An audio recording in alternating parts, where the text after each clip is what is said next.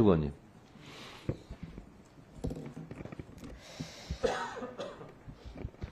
네, 국민의힘 조배숙 의원입니다. 이재명 대표를 왜 수사를 합니까? 고발됐기 때문에 검사로서는 당연히 수사를 해야 됩니다. 또 민주당 돈봉투 사건 조사받아야 됩니다. 지금 현재 몇몇 의원들은 유죄를 선고받았고 지금 실형 선고받았습니다.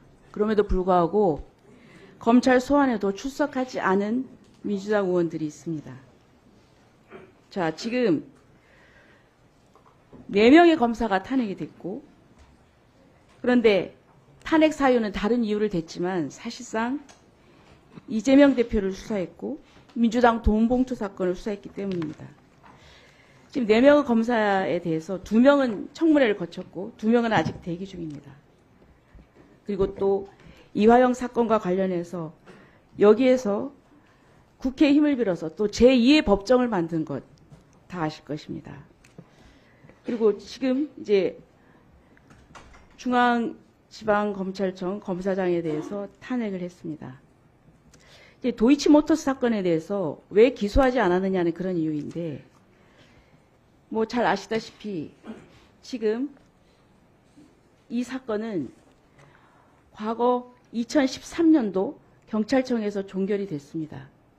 그런데 2020년 4월 달에 민주당 전 의원이 고발해서 다시 이제 수사가 됐고, 그때 추미애 법무부 장관은 윤석열 당시 검찰총장의 수사지휘권 배제했고, 2021년 박범계 법무부 장관은 언론 인터뷰를 통해서 수사 가이드라인 직접 제시했습니다.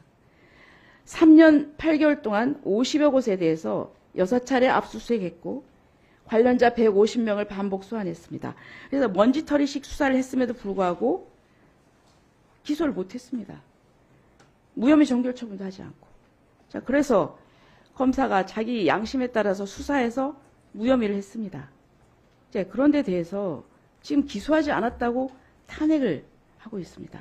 그럼 자, 저는 이 부분에 대해서 국회가 이 탄핵권을 너무나 남발하고 있고, 그리고 또 이 다수당이라는 이유로 이 탄핵권을 남발해서 저는 상권 분립과 그리고 또 이 검찰의 수사권에 대해서 침해하고 있다, 이런 생각을 합니다. 그리고 또 검찰 조직에 있는 검사로서는 당연히 저는 그런 우려를 한다고 생각을 합니다. 그래서 이것은 검사들의 이 행동은 입법부의 과도한 탄핵 시도에 대한 반대 의견을 표시한 것입니다. 그리고 이것은 정치적 중립을 어겼다고 하지만 민주당을 반대하는 것이 아니라 민주당의 과도한 행위에 대한, 거기에 대한 반대입니다.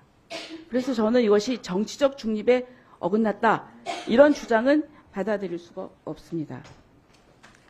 그리고 국회도 마땅히 저는 비판을 받아야 된다고 생각합니다. 입법부라고 해서 성역이 아닙니다. 다수당이라고 해서 성역이 아닙니다. 잘못한 건 저는 비판받아야 된다고 생각합니다.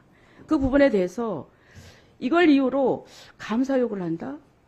저는 이 검사의 이런 반발은 충분히 저는 이유가 있다고 생각하고, 여기에 대해서 감사 요구를 한다는 것은 더 큰 화를 불러일으킬 거라고 생각합니다. 이상입니다.